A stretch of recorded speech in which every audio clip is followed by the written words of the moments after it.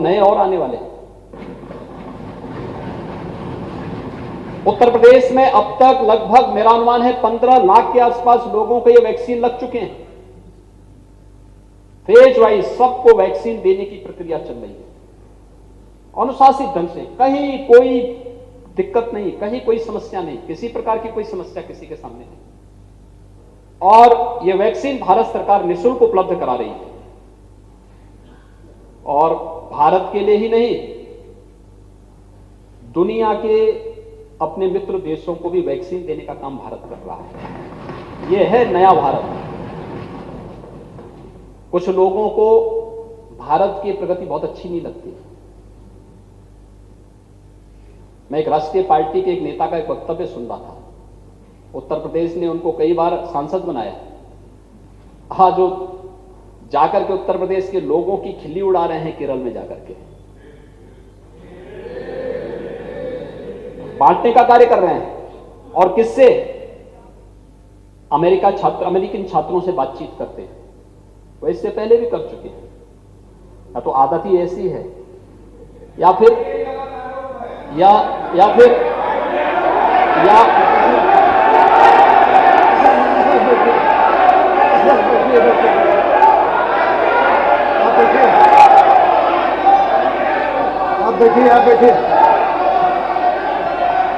आप बैठिए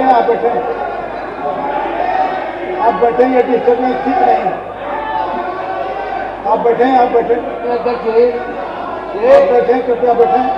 जब सभी पार्टियों के नेता बोले मान्यवर तो इधर आराम से जितना चाहा दूसरे बोला और सबने आराम से सुना मान्यवर। ये डिस्टर्बेंस किसी तरह नहीं बिल्कुल नहीं मान्यवर, ये तरीका ठीक नहीं है।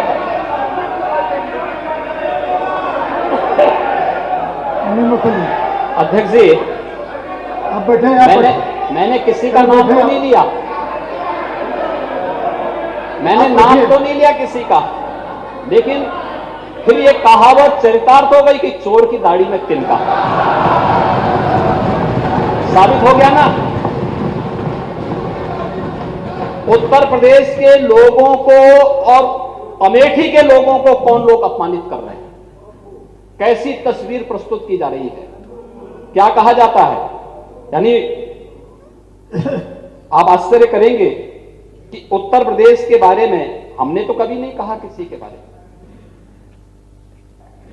हम तो केरल को सनातन आस्था की केंद्र भूमि मानते हैं।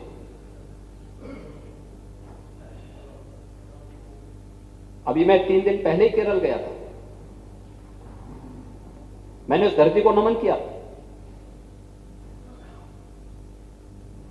आदि शंकराचार्य, भारत की सनातन परंपरा में आदि शंकराचार्य केरल में ही जन्मे थे। देश के 4 कोनों में उन्होंने 4 पीठों की स्थापना की थी। भारत की सांस्कृतिक एकता का संदेश आज से सैकड़ों वर्ष पहले आदि शंकराचार्य ने इन 4 पीठों के माध्यम से दे दिया था। क्या करना चाहती है कांग्रेस पार्टी? ये विभाजनकारी राजनीति। आप कभी अमेरिकी राजदूत के सामने भारत की निंदा करते हैं, भारत के अंदर कहते हैं भारत के संगठनों से कि हमें लश्कर ए तोयबा और अन्य संगठनों से खतरा नहीं, हमें तो भारत के संगठनों से खतरा हो गया है। और आप जो है इस प्रकार की टिप्पणी कर रहे हैं। यानी हमें आश्चर्य होता है, क्या है, कैसी राजनीति है, कैसी विभाजनकारी राजनीति है। और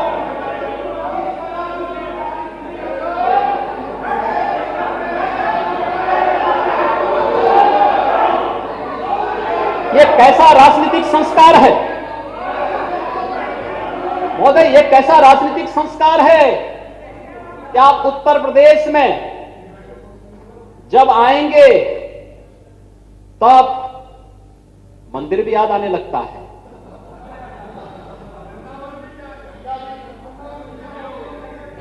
तब कहेंगे कि वृंदावन को बचाओ। वृंदावन आप क्या बचाएंगे उसको? अरे वो तो भगवान कृष्ण की लीला भूमि है, वो सनातन भूमि है भाई। तो उसका कंस बाल बांका नहीं कर पाया है, आज क्या कोई कर पाएगा? लेकिन भारत की इस प्रकार की छवि को खराब तो मत करिए, ये देश हमारा है, लेकिन भारत की छवि को इस रूप में प्रस्तुत करना, विदेशी राजदूतों के सामने भारत के संगठनों को कटघरे में खड़ा करना, भारत को अपमानित करना, जब सेना सीमा पर लड़ रही हो और दुश्मन देशों को मुंहतोड़ जवाब दे रही हो, तब सेना के जवानों को हतोत्साहित करना, यह कौन सी मानसिकता है? यह कौन सी मानसिकता है? और यही तो हम, इसी पे तो आपत्ति करना चाहते हैं। और महोदय, यही मैं कहना चाहता हूं, यही मानसिकता है जिस मानसिकता ने हमेशा राष्ट्रीय सुरक्षा के सामने गंभीर संकट खड़ा किया है। आखिर हम बोलना क्या चाहते हैं? और उत्तर प्रदेश ने तो, अमेठी की जनता ने तो आपको बहुत बार मौका दिया। आपके पास इटली जाने का समय है, लेकिन अमेठी आने का समय नहीं था। क्यों जनता चुनेगी आपको? हम किसी को बाध्य नहीं कर सकते आप किसको वोट दें। लोकतंत्र में हर व्यक्ति को, यही भारत के लोकतंत्र की ताकत है, एक गरीब झोपड़ी में रहने वाला इंसान भी देश के अंदर बड़े से बड़े व्यक्ति के, बड़ा सा बड़ा उद्योगपति क्यों ना हो, बड़ा सा बड़ा राजनेता क्यों ना हो, उसके समकक्ष ही वोट देने का अधिकार उसे भी है। और उसकी ताकत, उसके बारे में आपके ये भाव, विभाजनकारी मानसिकता, आप कहां जाके इस बात को कह रहे हैं? ये जो मानसिकता है, ये मानसिकता महोदय हम सबको चिंता में डालती है। और ये मजाक कोविड के दौरान भी हुआ था उत्तर प्रदेश के लोग के साथ। कोविड के दौरान हमसे कहा गया हम 1000 बसेस देंगे। मैं बहुत खुश हुआ। अरे कोई तो बोल रहा है भाई, आखिर एक माताजी आई थी लखनऊ की, जहां तक मेरी जानकारी उत्तर प्रदेश पुलिस में ही थी, वो रिटायर होकर के अकेले लखनऊ में रहती है, और उन्होंने अपनी पूरी जीवन भर की कमाई मुझे दान दिया कोविड-19 के लिए। मैं अभिनंदन करता हूं उनका, वंदन करता हूं उनका। ऐसे ऑफर मेरे पास पत्र आया कांग्रेस महासचिव का कि जो मजदूर आ रहे हैं, मजदूरों को लाने के लिए हम गाड़ी देना चाहते हैं। तो मैं खुश हुआ, मैंने कहा अच्छी बात है, लेकिन एक वाहन, मैंने तो इस बात के लिए जांच करने के लिए लगाया कि वाहन, अब कोई कहेगा कि अब राजस्थान से, जो दिल्ली से या राजस्थान से आप बस देंगे, तो मैंने कहा वहां नजदीक लगाएंगे उनको, मैं बिहार बॉर्डर पे लगा के क्या करूंगा? तो मैंने इसलिए जांच करवाने के लिए दिया। मैंने कहा ये देखो वाहन कहां के हैं, वहां नजदीक के सेंटर में उनकी जांच करा दी जाए, लगा दी जाए। जब जांच किया तो बस, जिसमें लिखा था बस, मैंने जांच कराया तो पता लगा वो स्कूटर है।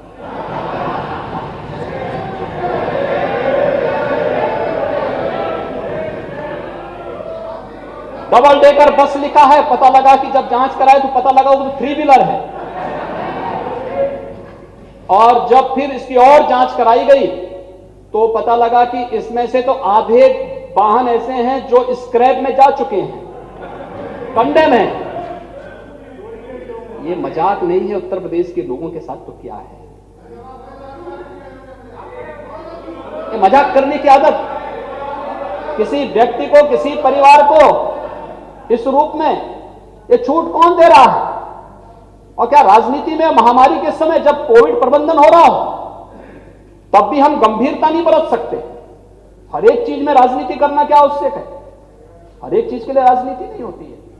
तो किसी के घर में कोई दुखद घटना घटित हो और हम जाके वहां पे जाकर के कोई डीजे बजाने लग जाएंगे तो कैसा लगेगा? कैसा लगेगा? मारपीट तो होगी वहां पे। भाई अगर वो व्यक्ति स्वाभिमानी परिवार होगा तो पटक के मारेगा। भाई दुखद घटना है और तुम जो है मेरे घर के सामने जो है फिल्मी गाना बजा रहे हो, डीजे बजा रहे हो, ये कैसा मजाक है?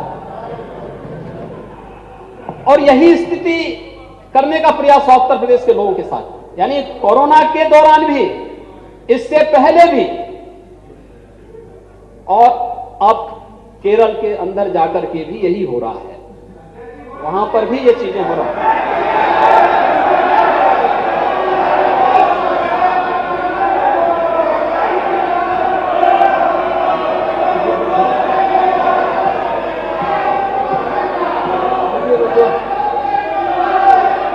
बैठिए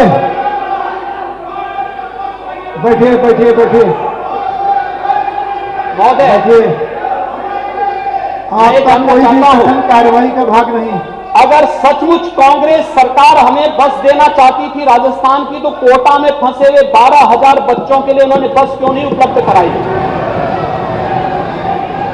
क्यों नहीं उपलब्ध कराई? उस समय असमर्थता क्यों व्यक्त कर दी गई? बैठे आप तो बैठे। और ये तो प्रमाणित तथ्य हैं कि जो बस के नंबर दिए गए थे वो स्कूटर के नंबर थे, 3 व्हीलर के नंबर थे। और महोदय, इस प्रकार का भद्दा मजाक आपकी कोई कभी भी नहीं होना चाहिए, और ये महामारी के खिलाफ में रोड़े अटकाने जैसा था। और इसलिए मैं सदन के संज्ञान में इस बात को लाना चाहता हूं कि इन लोगों की जो प्रवृत्ति थी उसको देश ने भी देखा है, दुनिया ने भी देखा है। महोदय, ये तरीका गलत है। कोई एक व्यक्ति सदन को बंधक नहीं रख सकता इस तरह से। ये तरीका ठीक नहीं है। आप बोलने दीजिए, आप बैठिए, आप बैठिए, आप बैठिए। तरीका ठीक नहीं, जब आपका नंबर हो तो बोलिए। अध्यक्ष जी, सभी दलों के जब नेता बोले तो सभी ने बहुत खामोशी से भारतीय जनता पार्टी के लोगों को सुना माने, और ये बीच बीच में टोका टोकी एक बार नहीं, आपने कई बार इनको होती थी। अब ये ठीक नहीं है, बर्दाश्त नहीं माने। बस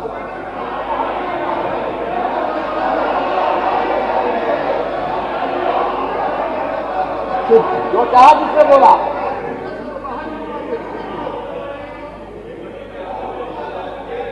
अध्यक्ष जी,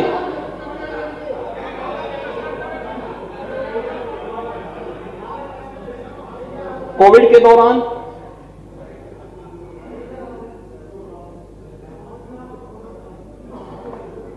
कोरोना के खिलाफ लड़ाई तो लड़ी गई और सबने मिलकर लड़ी। सामूहिकता का परिणाम भी अच्छा आता है, टीम वर्क का परिणाम अच्छा आता है। और मुझे लगता है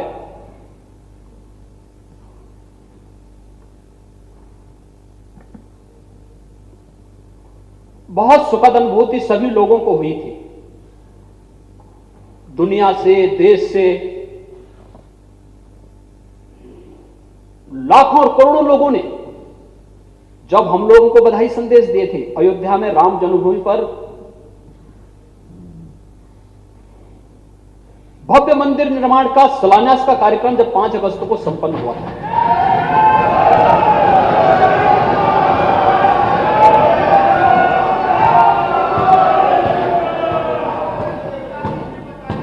हम लोगों ने कोरोना के दौरान ये सब कार्य किए थे। कोरोना का प्रबंधन भी था, लेकिन साथ साथ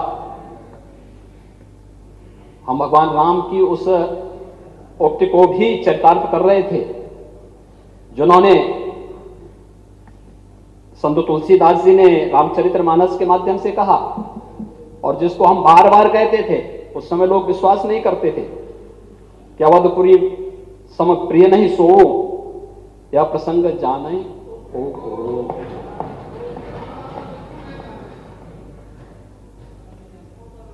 अवधपुरी के उस महत्व के बारे में देश ने और दुनिया ने उसके महत्व को समझ लिया।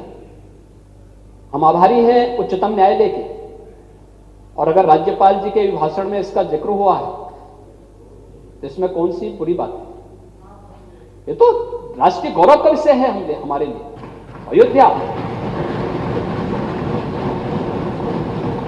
अयोध्या के बारे में कहा जाता है कि दुनिया की पहली नगरी है,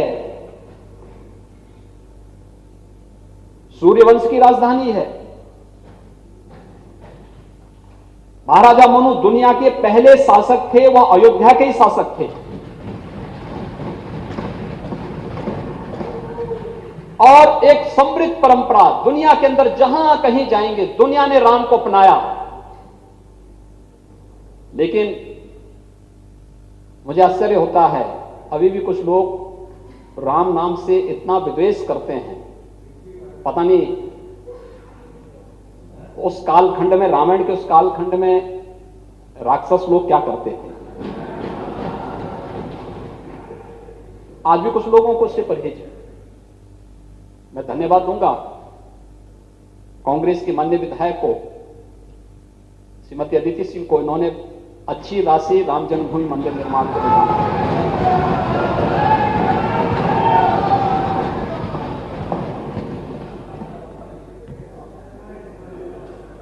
और भी माननीय सदस्य हैं, सत्ता पक्ष के लोग थे। आप बैठे, आप बैठे,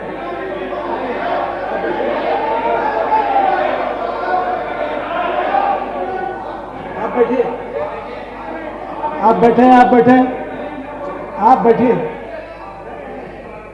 आप बैठिए, आप बैठे, आप बैठे, आप बाधा न डालें, कृपया बैठें।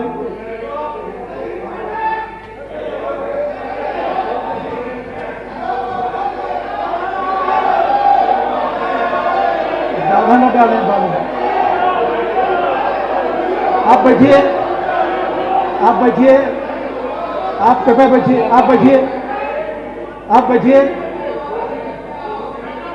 आप इस तरह नहीं बोल सकते, आप बैठें, आराम से आप बैठिए। धैर्य से बोलिए, धैर्य से बोलिए, बहुत उतावलेपन में बोलने की आवश्यकता नहीं। आराम से बोलिए, आराम से। आप बैठिए। आखिर अयोध्या में मंदिर बनने पे काहे परहेज है भाई? अरे तो आप बीच में कैसे कह रहे हैं? आप बाधा न डालिए, आप बैठिए, बैठिए, बैठिए, बैठिए। शांत रहिए, शांत रहिए। देखिए, जब यहाँ पर सभी दलों के नेताओं ने अपना विषय रखा था, माननीय नेता प्रतिपक्ष ने, वर्मा जी ने, सभी दलों के नेता, तब भारतीय जनता पार्टी के किसी विधायक ने या अन्य दल के किसी विधायक ने टोका टोकी नहीं की।